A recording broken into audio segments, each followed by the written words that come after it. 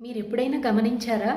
ఒక్కొక్కసారి మగవాళ్ళు ఏడుస్తూ ఉంటే చుట్టుపక్కల ఉండే వాళ్ళంతా ఏంట్రా బాబు ఆడపిల్లలాగా ఏడుస్తున్నావు, ఇక్కడ ఏడిస్తే ఏడ్చావు కానీ బయట ఇంకెక్కడా ఏడవకు, పరుగు పోతుంది అని అంటూ ఉంటారు. పెద్దవాళ్ళని మాత్రమే కాదండి, చిన్నపిల్లల్ని కూడా ఏంట్రా ఇంత చిన్న విషయానికా ఆడపిల్లలాగా ఏడుస్తున్నావు అని అంటూ ఉంటారండి.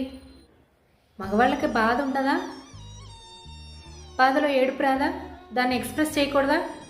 అదేదో పెద్ద నేరం ఘోరమైనట్టు. ఏడుపు అనేది ఒక ఎమోషన్ అండి.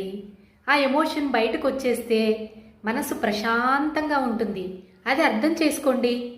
వాళ్ళని చిన్నప్పటి నుంచే ఏడవకూడదు, అస్సలకి ఏడుపు అనేది బయటికి కనిపించకూడదు అని చెప్పి చెప్పి వాళ్ళని బండరాతి మనుషుల్లాగా తయారు చేసేశారు.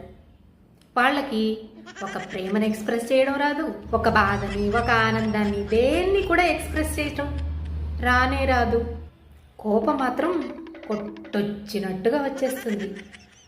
అదేదో కోపం వాళ్ళ జన్మ హక్కు అయినట్టు, ఏడుపు మా జన్మ హక్కు అయినట్టు ఫీల్ అవుతూ ఉంటారు. మా తరాన్ని ఎలాగూ తొక్కేశారు. ఇప్పుడు వచ్చే తరాన్నన్నా వాళ్ళ బాధని, వాళ్ళ ఆనందాన్ని బయటకి ఎక్స్ప్రెస్ చేయనివ్వండి. అన్నీ లోపల అణిచిపెట్టేసుకొని వాళ్ళు డిప్రెషన్లోకి వెళ్ళిపోయి ఏం చేసుకుంటారో కూడా తెలియటం లేదు.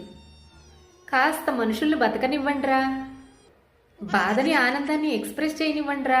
వాడేమనుకుంటాడో ఈడేమనుకుంటాడో అని అనుకుంటూ ఎందుకు వచ్చిన బాధలు చెప్పండి. ఎవరికి ఏదనిపిస్తే అది చేసేయచ్చు కదా హ్యాపీగా. ఇది నా అభిప్రాయం.